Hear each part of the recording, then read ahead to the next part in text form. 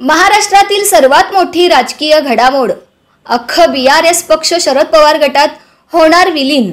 महाराष्ट्राच्या विधानसभा निवडणुकाआधी भारत राष्ट्र समिती पक्षाचे अध्यक्ष आणि तेलंगणाचे माजी मुख्यमंत्री के चंद्रशेखर राव यांना मोठा धक्का बसला आहे। महाराष्ट्रातील प्रदेश बीआरएस पक्ष आता शरद पवार गटात विलीन होऊ शकतो अशी माहिती सूत्रांनी दिली आहे।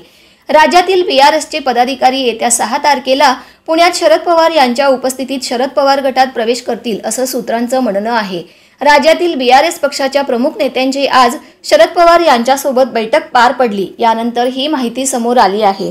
दरम्यान ऐन लोकसभा निवडणुकीच्या आधी भारत राष्ट्र समिती पक्ष महाराष्ट्रात दाखल झाला होता। त्यावेळी के चंद्रशेखर राव यांनी स्वतः नागपूरमध्ये येऊन स्वतःच्या पक्षाच्या कार्यालयाचे उद्घाटन केले होते। त्यावेळी चंद्रशेखर राव म्हणाले होते की बीआरएस पक्षाचा उद्देश देशात उच्च दर्जाच्या बदलाची गरज आहे। आम्ही आमची सुरुवात महाराष्ट्रापासून केली, यानंतर आम्ही मध्य प्रदेश, राजस्थान असं करत पुढे जाणार आहोत। मात्र आता महाराष्ट्रात त्यांचा पक्ष गाशा गुंडाळण्याच्या तयारीत असल्याचं दिसत आहे। यातच तेलंगणा विधानसभा निवडणुकीतही पक्षात मोठ्या पराभवाला सामोरे जावे लागले होते। तेलंगणा विधानसभा निवडणुकीत काँग्रेसने मोठा विजय मिळवत सत्ता स्थापन केली। यानंतरच बीआरएसची तेलंगणात पिछेहाट होत असताना आता महाराष्ट्रातही पक्ष हद्दपार होण्याच्या दिशेने पुढे वाढत असल्याचं चित्र दिसत आहे।